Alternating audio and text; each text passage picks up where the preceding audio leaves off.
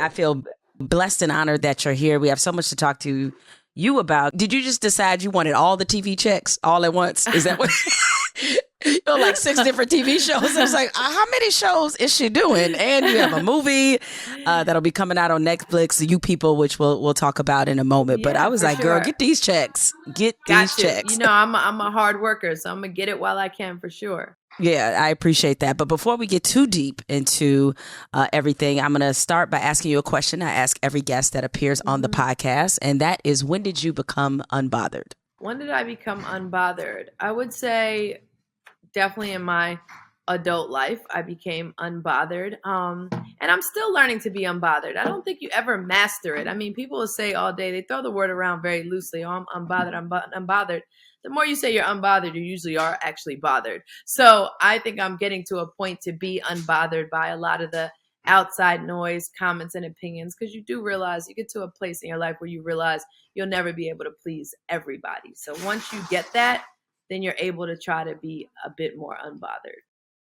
Well, one thing that I notice about people having opinions on you is that everybody seems to have an opinion on your dating life or what is or isn't happening in it. Yeah. And it seems like there's this push that, because I've heard what you said about like how you don't want to get married again and all of this, but there seems to be this push that people just really want to put you back in the dating fray again. I guess, I don't know, was that something you even remotely expected? Of course not. This is a new, chapter in my life. And for me, I'm just enjoying it. And I've said, whatever's meant to be is for me. And I'm just enjoying, this new chapter in my life and just trying to focus on my work, my son, and make it about that. I found that, people rather talk about that. It's just become such an interesting topic. I'm like, I have a lot more going on than just that. But I finally came to the place where it's like, I'm enjoying my life. What's meant for me is for me. And I just leave it at that. You know, what's really interesting is that when I have conversations with women who are divorced, the majority of them say they don't want to get married again. And yet with the dudes, it's totally opposite. Like that they would, or that they don't seem to mind jumping into the fray. Like, I'm just in year 4 of being married. And I got to be honest, I could never imagine doing this again. Like, never again. What does that, I guess, say about women and maybe how we view marriage? I don't know what that says, actually. I think everyone's different. Everyone's experience is different. For me, it's kind of like, been there, done that. I know what that's about. And it was a great experience while, I had it. And now, we're in a different phase of life. So for me, that's pretty much what it is. But I think everyone has a different journey and different opinions, about that. That's just kind of where I'm at with it. And I don't want to get screamed on by any more of my friends who are like, you can't say that. So I'm keeping it clean. That's just my experience. Again, whatever's meant to be for me will be, and I'll be looking forward to whatever this next, chapter brings. Right now, it's a lot of work. Cayenne's basketball and school career, so to speak, is taken off, and that's taken a lot of my focus, and that's where I'm at right now. Speaking of Cayenne, what made me feel old as hell was seeing him and LeBron's son when they faced each other. I was like, holy shit, because I remember when I covered LeBron's very first national high school game. When Melo was in college, I covered the Final Four when he won it all. Wow. And so it was like, now to see these two dudes have children who are playing basketball, playing against each other. I mean, what kind of moment was that like to witness for you? That was surreal. It definitely, you kept saying like, this is history, 20, 21 years later, history is repeating itself.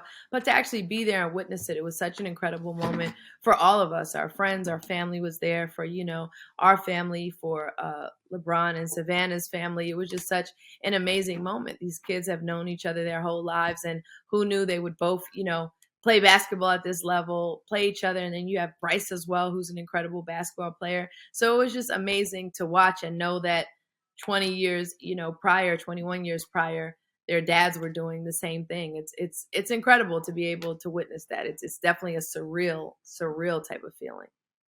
So what kind of sports parent are you? Crazy. I'm a psychotic sports parent. Like, it's funny when it comes to your kids, you don't play. I was at a game the other day with my cousin, and we both looked at each other and we were like, high school games are better than NBA games. If people don't know that, they need to get with the program. High school basketball games are more entertaining and more craziness happens than in NBA games. And, I'm just cheering, going crazy. I want him to do incredible. I'm respectful, but, I don't like when people disrespect my kid or say anything like that. I get, it's competitive. People come with all kind of craziness. As long as they stay respectful, I can handle it. But once they step out of line, then as a mom, I'm just like, what are you talking about? What's going on over there? That's when Lala from the block comes out. Right? Exactly. I'm like, wait, hold up a minute. Like, let's not get it confused here. So definitely. What's it like for you to balance this part of it? He obviously has a father who's a very well-known basketball player, has been very successful, one of the greatest to play in college and in the pros. So how do you strike the balance with, obviously wanting him to do well, but also not wanting there to be that pressure to be like his father or be better than his father? Yeah, that's all about communication and talking to your kid. Like, this is your journey. Your journey does not have to mimic your dad's journey. And at any point during this journey, if you're like, hey, this isn't for me, it's fine. Like, we're going to support you in whatever it is that you want to do. We want you to be great at whatever it is you put your mind to, and just make him understand. Like, Kiyan has a completely different game than Melo. There are things that are very similar, but very different. Like, you're not here to be exactly like your dad. You're here to blaze your own path, do it your way. And we constantly encourage him and give him the confidence to do that. Being a parent of a teenager, as you know, is a lot different than when they were younger. And even though I've seen other interviews where you said, well, you haven't had to deal with some of the typical growing pains that we see teenagers go through. But thinking about how you were when you were a teenager and looking at how things are so much different now, how have you been able to adjust to this new world that these teenagers face that probably you're younger than me, that, you were not familiar with when you were growing up? Well, the thing is staying involved, staying aware. Like, I don't want to be the parent that doesn't know about what's going on. Now, there's no way for me to know about everything that's going on, but I'm fully aware of what's happening, on social media, on TikTok, on Snapchat, on everything. Like, I don't want to be the parent that's clueless about what's happening. So when Kiyan is talking to me about certain things, I already know, or he'll say, hey, mom, have you heard of this? And I'll research it. I want to be in the know with what his friends are talking about, with what his world, what being in his world, what does that look like? What does that mean? Because then I can kind of guide him and offer, advice. I just don't want to be that parent that's so like, oh, I don't understand this stuff. I don't know what these kids are doing. Like, I don't want to be that parent. I want to understand so I can have educated conversations with him about what his world looks like, because it is very different from, when I grew up, especially the social media piece of it all, especially now playing basketball and getting so much attention from that. Like, I didn't have that growing up. And then having parents who, are known as well, that's totally different. So just helping him navigate through things that are completely different from, when I grew up. Yeah. And, social media has added like such a element that I couldn't imagine. A twist. Yes, a twist. Yes, I was trying to think of the word for it. I was like, a twist would be one way to put it. But yeah, and then growing up as the child of a famous parent. So what advice or instruction or guidance have you been able to give him about how to navigate relationships, whether he likes it or not? He is considered a public figure. Yeah. Well, to me, the main thing is, stay rooted in your faith in God. Definitely staying humble. Like, I'm all about, walking in gratitude, being humble, being kind. And Kiyan's very quiet, laid back. He has all of those kind of traits. He's not, he doesn't want to be in the front of the camera, anything like that. That's not his personality. So I lucked up there in the sense that I kind of got to push him to be like, this comes with talking to people, you have to be able to do this. But he's very quiet and reserved, which works for who he is. He doesn't want to be just out there, and he's very kind and humble. And those are the things I tell him. You treat everyone the same. Nothing is owed to you. Nothing should just be given to you. You have to work, for it all. The other day we were at somebody's house, and this person has a full staff that like does everything. We were visiting them, and I told him, he still had to pick up his plate and put it in the sink. And he's looking at me like, Mom, these people are coming, getting their plate picked up and everything. I'm like, that's not how we live. You're going to pick your plate up and, you clean up after yourself. And he did perfectly, but he just gave me that look like, Mom, really? Like, everybody here is like, I'm like, no, you pick your plate. That's my parenting. And those are the things that matter to me. Like, you're not at a point now where someone should be, picking up after you and things like that. So you pick up your plate and do things like that. I don't know.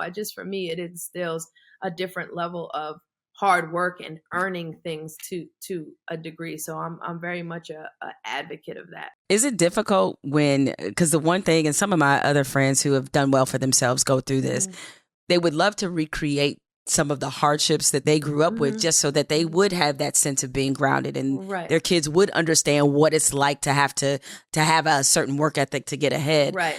You can't pull that off necessarily. So is that hard to try to instill those lessons that you grew up with and that same sort of work ethic, grind mentality when you have so many resources?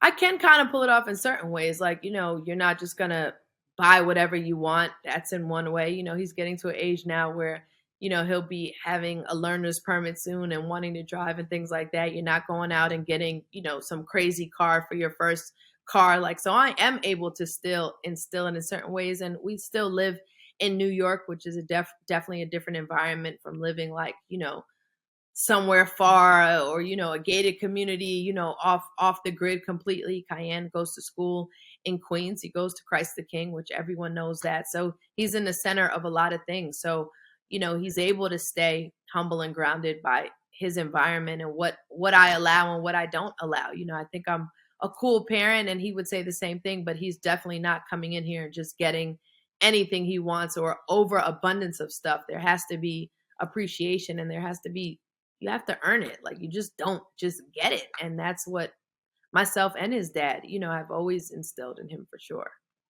So between you and his dad, are you the strict parent? 100%. 1,000,000%. I don't think his dad has ever even raised his voice at Cayenne before.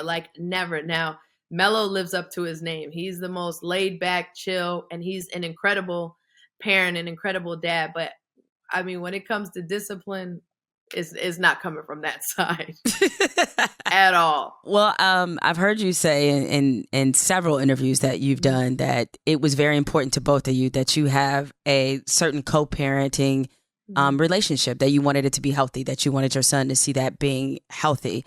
How much do you think about how that relationship will look like if either of you began dating somebody seriously? I'm always cross that bridge, when I get there. We are incredible friends. We created this incredible human being, and we want to be a great example to him. Our kids watch us, and then in adult life or teenage life or whatever, start mimicking the same behavior they saw at home or they saw their parents do. And it's very hard for kids to break that cycle, so to speak. You have adults now who are still, heavy in therapy, just trying to break things that they saw or learned in childhood. So while we're not, the perfect family unit, so to speak, we're going to try to be as best as we can in what we're working with. And we want to be a great example to him. And to me, that's most important.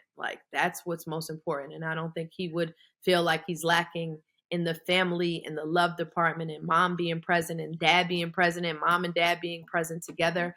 I think we've been able to check off all of those boxes. You said a second ago that he's at the age where he's about to maybe get the learner's permit. That terrifies I was going to say, how much, because there's one level to it in the sense that, a teenager driving, just automatically terrifying, right? Right. But the other part is that you have a Black son who is driving.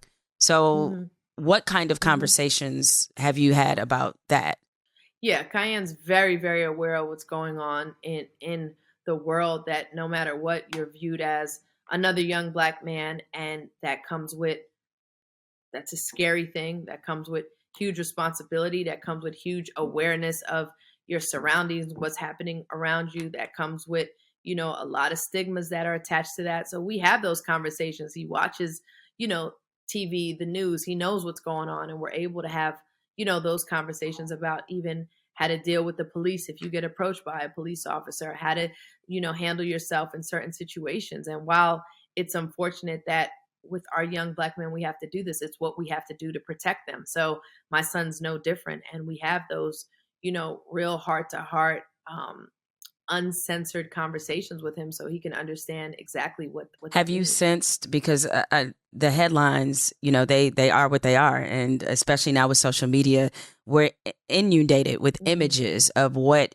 happens in some of these interactions, or just with young Black men, period. I mean, is there any fear that you've sensed on his part about this process of young adulthood?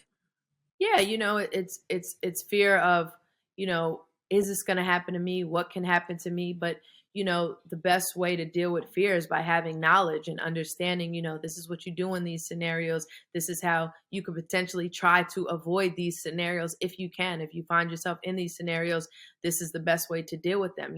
All you can do is continue to equip your child with the knowledge on what to do, and love, and continue to build them up and make sure they have confidence and high self-esteem to go into these situations and know, how to deal with it. Even still, it's not a foolproof method that, like, oh, if you do everything this way, that means nothing's going to happen to you. That's not the case. And it's really sad. So I worry about him. And I just want him, again, to be knowledgeable about what's going on out here. So he's not walking around naive or in la la land, so to speak, like, oh no, everything's great. And next thing you know, something crazy happens. Also, like I said, we live in New York. Like, we're in the heart of a lot of things. We're in New York City, and Cayenne is exposed to a lot of things. So it's very important to us to have these conversations with him. Along those same lines, you're a part of an initiative that I was really excited to talk to you about, that I have to be honest, I wasn't aware that you were a part of this, and that is Fatherless No More, a mentoring program for young men who are incarcerated at Rikers, which humanitarians consider to be one of the worst prisons that we have in America. And a lot of celebrities attach their names to things. You are deeply involved, and that's what people should understand. You visit, you mentor these young men. What has that experience given you? I know what they're probably getting out of it, but what has it given you? It's given me purpose. It's my passion. It's my purpose. You go through life and you want to find, like, what's my passion? What motivates me? What drives me? And, throughout my work, there are many things that drive me, but nothing that I've been as passionate about in the philanthropy space as the prison reform work. And going back to Cayenne, the young men that I work with are ages 18 to 21. So when I talk to them, Cayenne's 15, about to be 16, but it's like I'm talking to Cayenne. They're dealing with the same struggles and issues that a lot of young Black men deal with, and just really guiding them and coaching them. So, the critics, so to speak, or people will say, well, what about the young female population? What about this? And I do plan to expand the program across the boards. But right now, I've found my in with the young men at Rikers, because it's as I'm talking to Cayenne and his friends about, what to look out for. How'd you get yourself in this situation? What could you have done differently? What are you going to do when you're released? And the program is really awesome. It did start as Fatherless No More, as you mentioned. And now the program is called 360, which is obviously a play on the name. We're helping these young men make a complete 360 in their life. And the goal is, upon reentry, helping them, with resumes, helping them find jobs, helping them with housing, and really helping them become promising citizens of the community. And it's interesting when you dig into each story is different, but at the core, it's a lot of the same thing. No father in the household, environment, lack of opportunity, lack of resources, lack of hope, lack of love. Like, I can just have a checklist for each kid, and all of those things will be the same. And, it's definitely a problem in the Black and brown communities that need to be addressed. So if I can help in any kind of way, small or big, I feel like I'm doing a little bit, to make a change out there. When you first started to be involved with this program, and as you spent more time at Rikers with these young men, what surprised you the most? What surprised me the most is how similar at the core each of the stories were when it came to, again, fatherless, no father in the household, environment, how they grew up, what they saw, lack of love. I've had young men in my program tell me the first time they've ever even heard the words like, I love you, I care about you, was from me. You're 19 years old, and you've never in your life heard someone even tell you, I love you, or you can be something. And it's just like, you feel like they've been set up for failure before they've even had a chance. So now it's about retraining the mind and thinking to say, there are people that love you. There are people that care about you. There are people that want to see you do great. But it's just, it's heartbreaking when you get down to the stories. And again, you see the lack of love that a lot of these kids had, and just how much the environment and the streets play a role into who they become. If you don't have a family structure at home and you don't feel loved, what do? You go to the streets and you get loved by gangs or whatever it is, just for a sense of family and camaraderie and love. And not saying that it's right, but understanding the mentality and why these young men make these decisions, and then helping them formulate new thoughts and ideas to start making better decisions as they, re-enter into society. I'm sure had somebody asked you before you got involved, like, of all the projects, maybe you wouldn't have thought this would have been the one that really resonated with you. So how did you become involved with this? So I had a meeting with the mayor, Eric Adams, here in New York, and he was just like, I know you're kind of in this work. I think you would love to check this program out, which was Fatherless No More at the time. And Pastor Tim Johnson started that program. He's a pastor out of Orlando, very spiritual base. All the young men in the program were baptized and worked heavy when it came to spirituality, understanding God, understanding that, Jesus Christ is our Father. And it was just such an amazing initiative. And when Pastor had to go back to Orlando, I was like, how do I kind of take this, what he's doing, and continue it, but make it, my own in a sense. So it became the 360 initiative. And that became a little bit more on life lessons, re-entry, helping with resumes, helping with lawyers, helping them understand their cases, helping them find jobs when they get out. So it became, a bit more of that. And it's been exciting. Like we've changed some lives. We've seen incredible things happen from the program. You've seen guys come in with no hope and leave and get jobs and become extremely amazing citizens. We've seen guys that have to take, a lot of time, but go up with a newfound, light in their eyes, a newfound hope in their eye, newfound faith. And it's been incredible to see. Pivoting now to, I guess, your main job, which is being a hell of an actress. As I said, you have about 50 limb projects that are all out. I caught the first episode of BMF. I'm from Detroit, so, that's a story that I really relate to. And my husband, he's also from Detroit. Yeah. He's from the neighborhood where the Flannery boys grew up on southwest side of Detroit. Oh, wow. Wow. And it's so funny because on BMF, we went back to Detroit to film a lot, and we actually got to film in the Flannery household, which was crazy. Like going back to the house that they grew up in, seeing, their bedrooms that they grew up in, and then being able to film there. To me, that was a moment where I was like, wow, this is absolutely unreal. Like this is the house that they actually grew up in, and to go film there was so incredible. The whole hood was talking, right? So as soon as y'all were there, everybody was calling my husband and telling him I heard. You already know Detroit knew y'all were in there. Yeah. Yes, they did. Yes, they did. And they were following us, but so much love. And it was just incredible to go film at a lot of the places that the Flannery brothers would hang out at, or just understanding the story. Like I would be like, oh, that's where that happened. Oh, that's where that happened. It was so many moments like that, but Detroit showed so much love, and it was incredible. The filming of BMF took place in Detroit and Atlanta, so it was really nice. Your character, made an appearance obviously in season 1, and now you're a series regular. I know that you were doing The Chi, and so you couldn't take as big of a role as you're right. taking now. But now that you're really able to sink your teeth into playing Markeisha Taylor, what did you hope to bring to her character? Well, for one, I definitely wanted to bring something different than the Lakeisha Tommy relationship in Power. Like this is a completely different relationship. She's an older woman. He's younger than her. And at the core, it's just like what women do.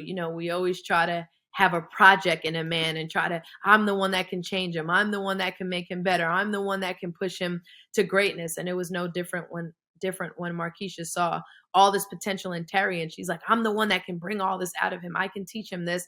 And she really did teach him at first how to be a successful businessman in the car company. And then, he switched back into going into the drug game, as we all know. And she's like, if you're going to do this, I want you to be the best at it. And here's what you need to do to be the best at that. So at the core, that's their relationship, with a lot of layers, a lot of toxicity, a lot of craziness that happens. But it definitely is a great story that's rooted in love and family and loyalty. I know it is a different dynamic, because obviously Tommy was, the established sociopath kingpin already versus this one. I thought it was hilarious that them trying to position you as the older woman because you still look very young. So I was like, I mean, how much older is she supposed to be? Right. But and I'm older than him for sure. So it's a dynamic of like, you know, how you're the person's girlfriend, but in some ways you take on motherly duties as well. And, you know, guys don't ever like, it's like,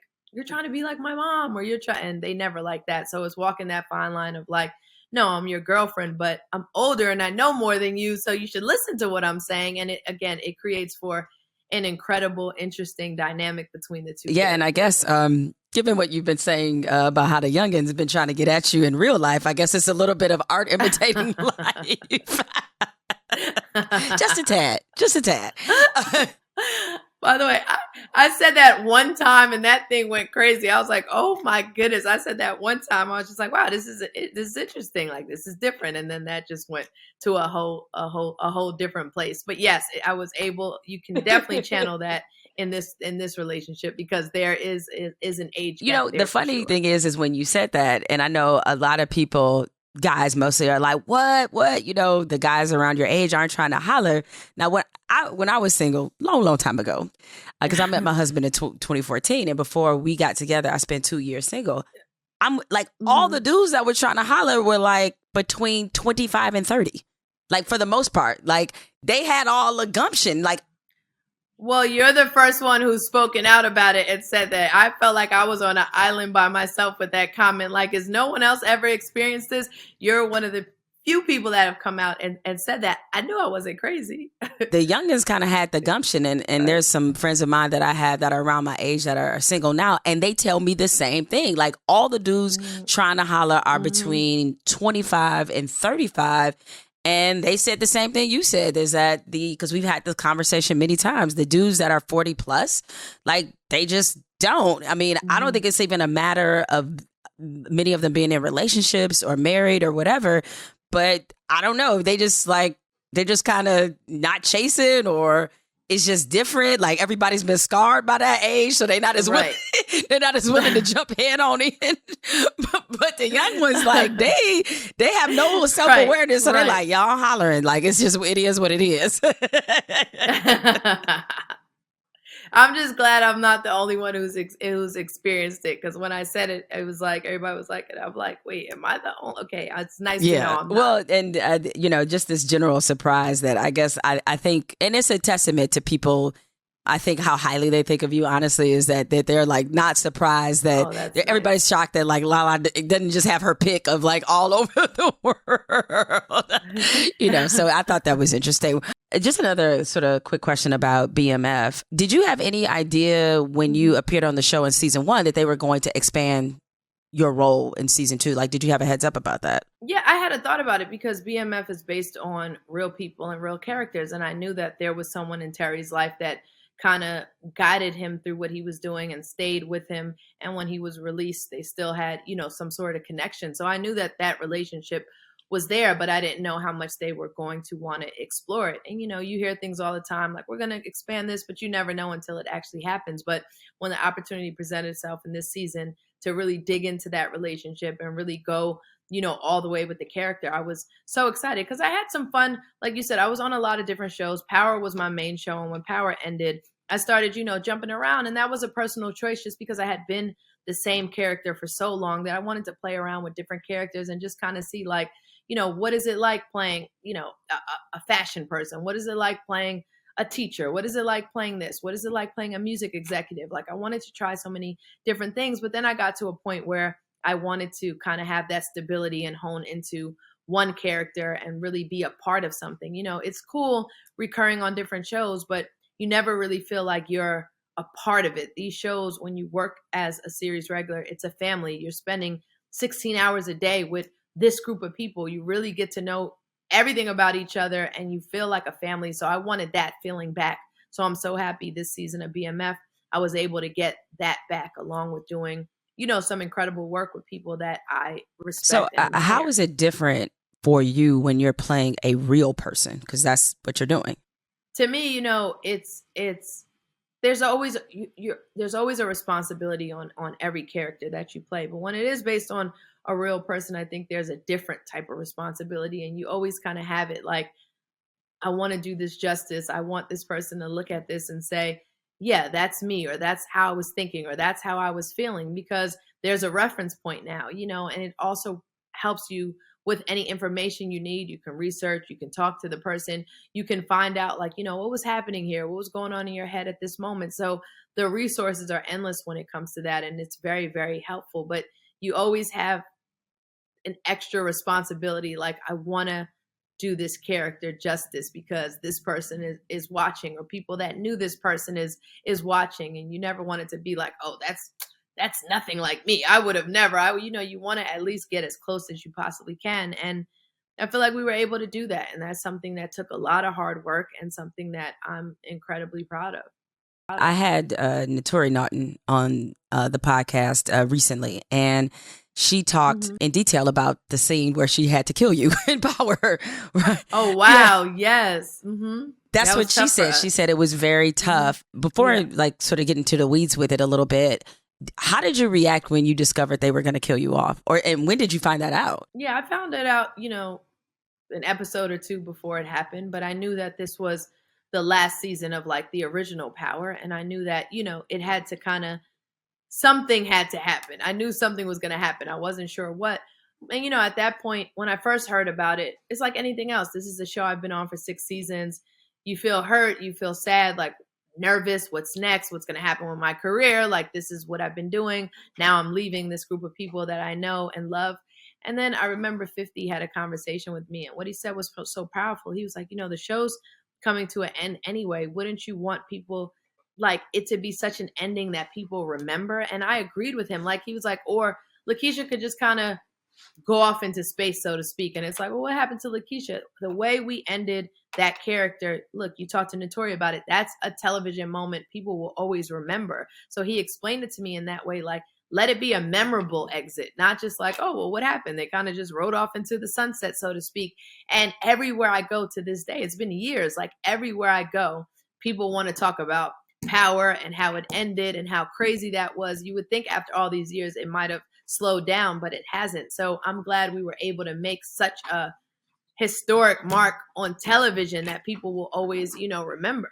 Now, Naturi told me why it was difficult for her. Why was that scene difficult for you? It was difficult for me because we are very close off screen as well. And it's like, yeah, we're in a scene, but we're best friends on the show as well. So you're embodying all those emotions of, like, your best friend killing you. And I had, a child in the series. So, like, who's going to take care of my child? Who am I leaving my child with? So many motherly emotions came up, and just, it's my friend. And I know if she had it her way, she wouldn't have wanted to do that, but that's what the story called for, and the incredible writing of Courtney Kemp and the whole, Power team.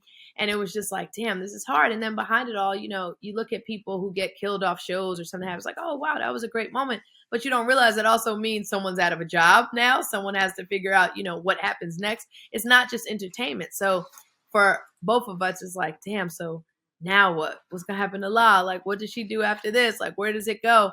And it's just filled with a lot of emotions. And also, we spent so many hours doing that. Like, over and over and over again. It becomes so mentally and emotionally draining for 16 hours straight, filming this scene from every angle, cut, do it like this, do it again. By the time it's all done, you're just like, I can't even see straight, right now. But we made great television that people will always remember. And it's something that I'm proud of. I think Naturi did an incredible job and handled it perfectly and helped me through it. And I think it was great. And her and I still remain close. It didn't change the dynamics of our friendship or anything like that. I was in her wedding recently. We had an incredible time there. So it's great that when you form these bonds, they're not just for the show. They're lifelong bonds that'll carry on, forever. Did you think it was time for Power to end? I think Power could have continued going. People were so invested in it, but I think that Courtney knew that, you end things when it's at a high, and sometimes we drag stuff out way too long. It's like you watch shows or anything, programs, podcasts, where you're like, damn, it used to be so good.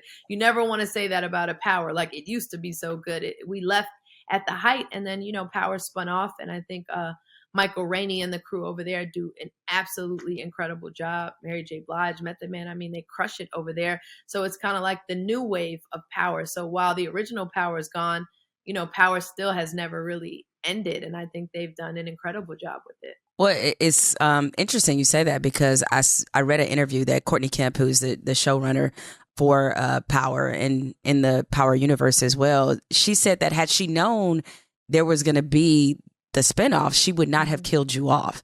What do you think about that? I heard that too before. I'm like, really? But you know what? Life happens exactly the way it's supposed to. Whatever's for you is for you. I had an incredible run at Power.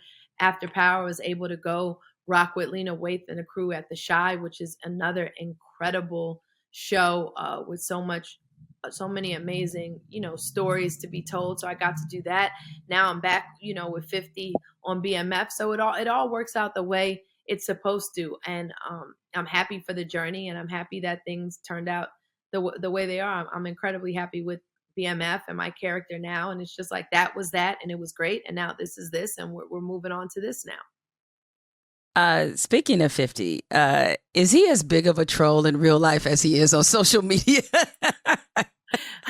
50 is the smartest, one of the most incredible people I know. He's been my friend for, I think, 17 years now. He's a mentor to me. He's always guiding me. We produce a lot together. We do a lot of business together, not just, in front of the camera, behind the camera as well. I wouldn't say that 50 is the type of person, if he rocks with you, he rocks with you till the end. If he's loyal to you, he's loyal to the end. Now, if he doesn't rock with you, I don't know what that looks like, because I've never been on that side. I know what I see on social media, but I'm just so grateful to everything he's taught me, and just no matter what, always bringing me in the fold for new opportunities and new experiences in the acting perspective, but in the producing perspective as well.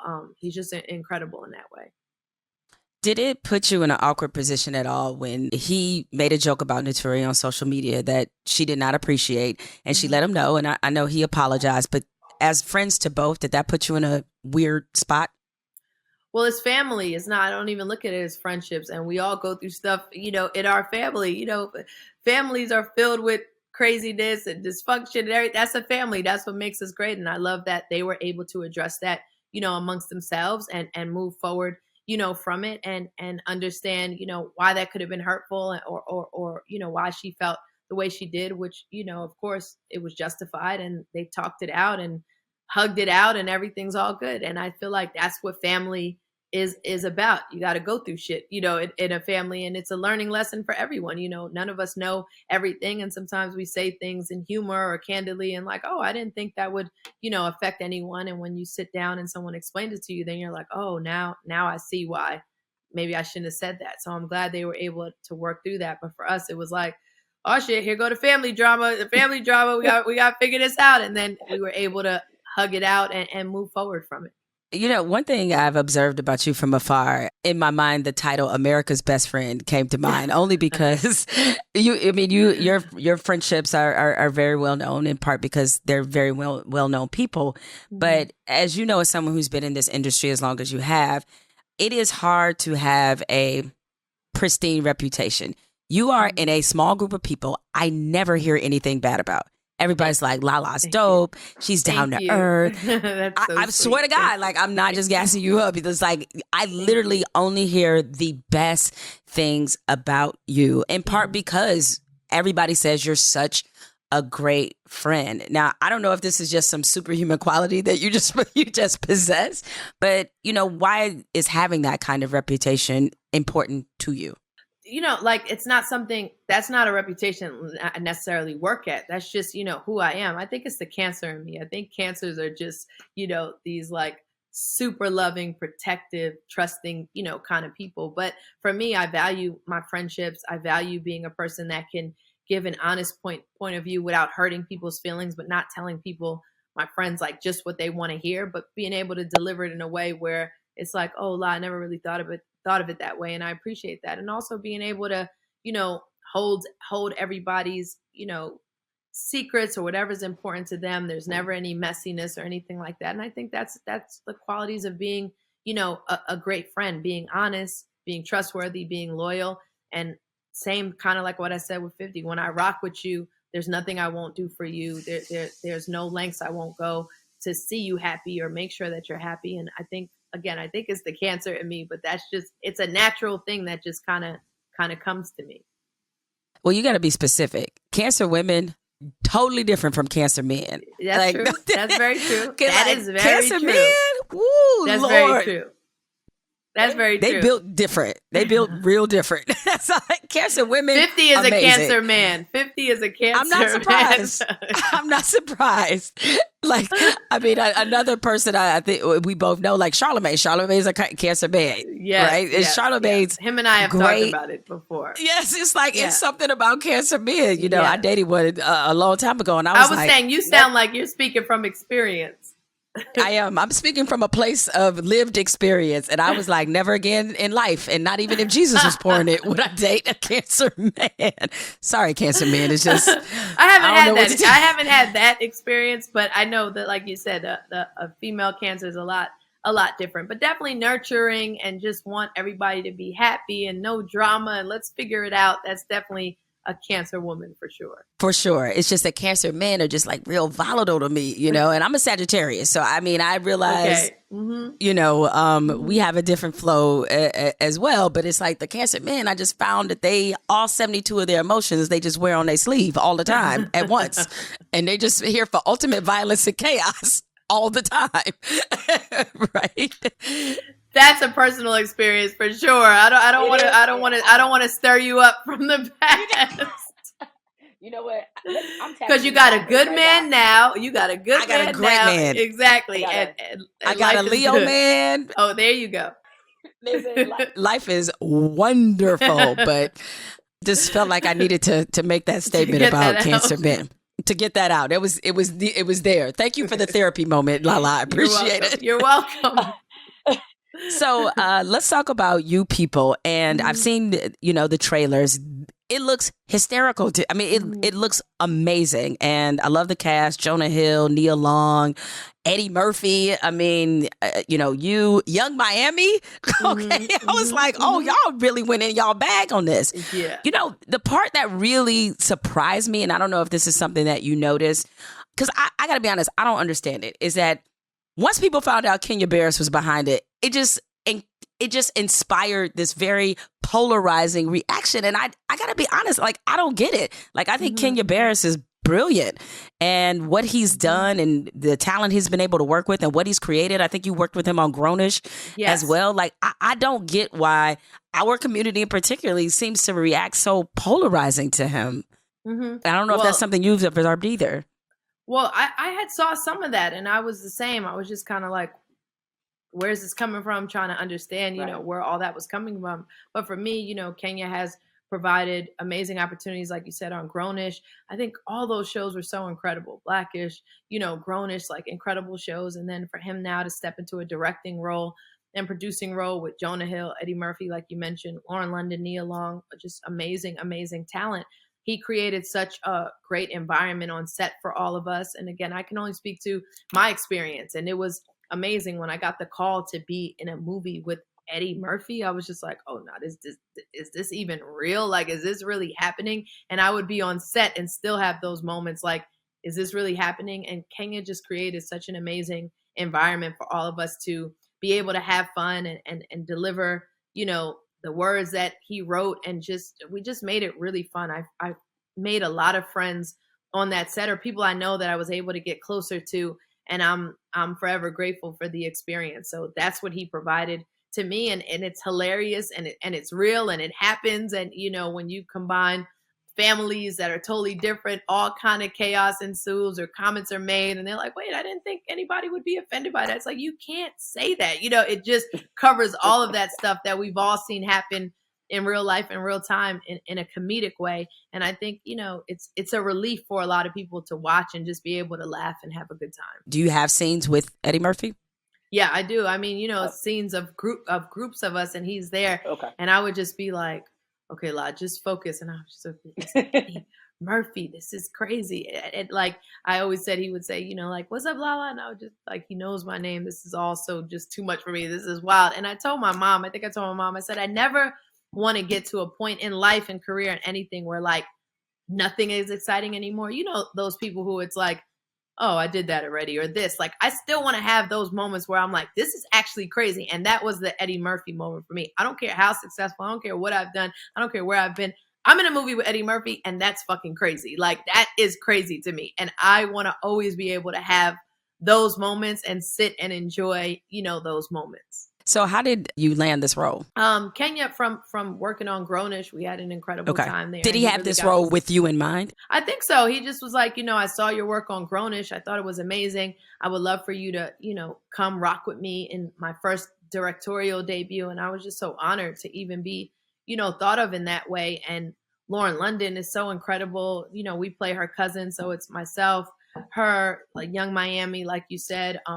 It's a group of us that play her friends, and it was just fun, and to bond with all of the cast in real life. You see that on the screen. You know, it's great when you play these cousins or best friends, but you really have a vibe and a bond with the same group of people off camera, because it translates for sure. I'm obsessed with Young Miami. Like, I love everything about her, and at least from what I've seen from previous interviews, like, you guys were able to develop a really good, you know, friendship. Did you give her some advice about Puffy? You know what I started telling people? I'm not in a position to give out relationship advice. They need to be giving me advice. Like, I'm not in a position to give out relationship advice. But yes, her and I bonded. We would be in the hotel, stay at the same hotels. You'll be in my room, or vice versa. And we just really made it a fun experience for her. It was her first, you know, time really digging into the acting stuff, and she did incredible. And we just had so much fun. Nia Long is just, I mean, we just had the best time. Yeah, no, that seems like that would be a really terrific set for you to be on. Yeah. It was funny, as I was preparing for this interview, so many of the articles that I read, you know, reading some of your past interviews over the last 2 years, especially last year in 2022, so many of the articles and the sentiments seem to be, Lala is putting herself first. Lala is focused on self-care. Lala is I'm doing me. Right. Are you actually doing this? Because you seem very, very busy. It's still something that I told myself in 2023 I want to work on. I don't think you ever master it, especially when life is so hectic and busy, and you have a child and his schedule is so hectic and busy. But it's about prioritizing that me time, that self-care, that no phone for whatever, 10 minutes, that prayer, whatever it is that works for you. And I still haven't mastered it. Like, I'm trying, and like, even the other night, something as simple as like, I stay up really late. I'm like, go to bed earlier. Stop going to bed so late. I laid down. I put the little sound machine on. I was like, oh, I'm proud of myself. Like, I got a sound machine on, and I'm like trying to just rest peacefully. That's a step in the right direction for me. So I'm like, little changes. Everything doesn't have to happen all at once, but these little things start making all the difference. And I'm definitely working on it. Well, I mean, I know sometimes, like, with work to some degree can become an addiction, because you're so used to being very busy. You don't even know what not being busy is like. It's true. With Kiyan being, what is he, 15 or 16? 15, right? Mm-hmm. So have you thought about what life might look like for you as an empty nester? This is a new thing that's coming up too. Like, people are asking me this question, and I'm like, wait, what is happening? Because in my mind, it's 2 more years, but then 2 years is really fast. Like, it goes by really quickly. So I'm like, no, I don't know what that would look like. And that scares me. But, you know, I don't want to be that mom that's just like hanging on to dear life with their kid. You got to let your kid live his life and be out there in the world. I'm always going to be there for him and be his mom. But I haven't thought about that. But what I love about the household that I created is I've created a place where, you know, there's a lot of family and love in my house at all times, which is similar to how I grew up. And I always said when I had my own home, that's what I wanted it to be. So there's no loneliness or quietness here at this house. If I look out there, I at least see 2 people sitting on the couch right now. There's always something happening, something going on. So that keeps my mind going, and that's the environment I thrive in and I like to be in. So I say that to say I'll never be just alone in a sense. And, you know, I just want to support Kiyan, but I'm just like, 2 more years, that's going to go quick. So does the Kiyan group chat still exist at his school? Unbelievable, right? You know what's happening now, and I showed my cousin is visiting from Atlanta. I showed her yesterday.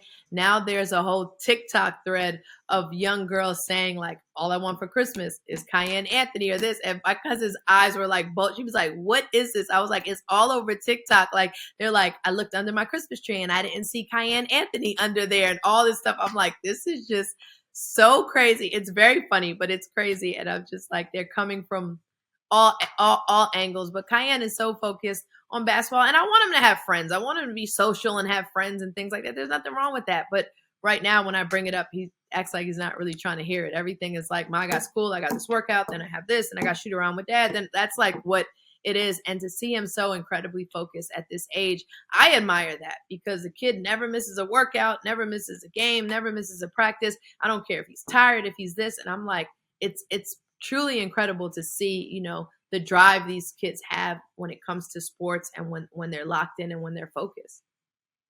Don't lie. You're not ready for him to get a girlfriend. You're not ready. You know, to be honest, I've been thinking about it. I'm like, would I rather him have a girlfriend and kind of just be, you know, with one person locked in, or would I rather him have like all these friends and all these? I don't know what the answer is, because in some ways being in a relationship kind of protects you from a lot of things, because you're just with this one person. I mean, look at people. I mean, you could bring up LeBron and Savannah. They've been together since high school. Like being with one person, you know, kind of protects you from all these other things that can happen. So I'm like, is that kind of more the right answer, or is it better to just have tons of friends and explore and just kind of be out there, so to speak? I don't know. But right now, his focus is basketball, and he doesn't even really bring up girls or anything like that. Okay, so he's not telling dad.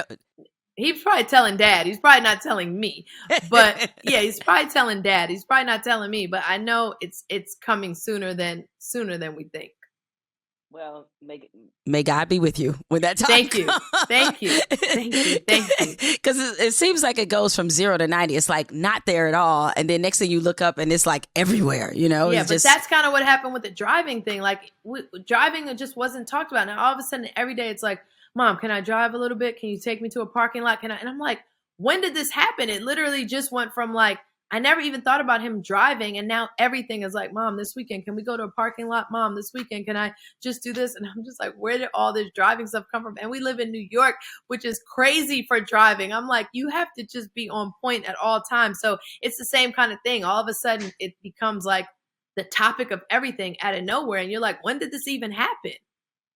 Well, I'm just impressed that he wants to drive, because to be honest, a lot of the teenagers that I talk to, they don't want to learn how to drive. Most of them, they used to take an Uber and Lyft, and like they're not really trying to do all that. No, he wants to drive. He talks to me about this every single day. I'm like, Cayenne, again? Every day it's just drive. That's what he wants to do. And, you know, Melo said it too. It's like, we have to encourage him. We have to support him. We have to, you know, teach him the right way, get him in a driving class and make sure he's doing it correctly. Mel's always like, you know, we can't stop it. Like this is the age. This is the age where the learning permit and everything happens. So you kind of got to go with it, embrace it, and just help him learn how to drive. Well, Lala, thank you so much for joining me again on the podcast. So excited about all these projects that you have going on. I can't wait to see you people. Cannot wait to see the rest of how BMF unfolds. It's like a staple in our household, you know. And again, for people from Detroit, it's such a high compliment that you all have represented the city in the way that you have, because like a lot of people don't necessarily get the depiction of Detroit, right? But I mean, most of my friends that are from Detroit that watch the show have just like really enjoyed this sort of step back in time. BMF was, you know, they were an organization that we grew up hearing the tall tales my entire life. So it's just cool to see it all, you know, play out on screen. So thank you for bringing that to the city of Detroit. So I appreciate you. Good luck. Keep getting them checks. Of course. I will. And best of luck with everything. I hope to see you soon. I haven't seen you in a while, so I hope to see you, run into you somewhere, see you soon. But you always make it a comfortable, safe environment, and I appreciate that.